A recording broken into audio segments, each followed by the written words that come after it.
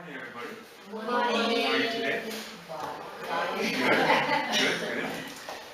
Okay, so today's lesson, we're going to start to talk about festivals.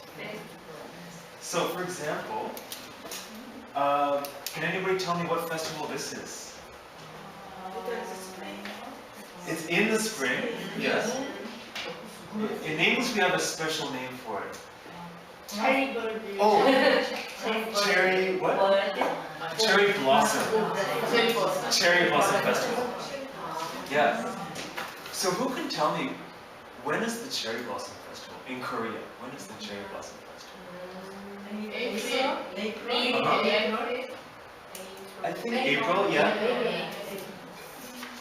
Beginning of April, middle of April, end of April. Where? I think, yeah, beginning of April. Yeah. Okay. And where is the cherry blossom festival? Yoyo, yeah. Yeah. Okay. Any other places? Okay.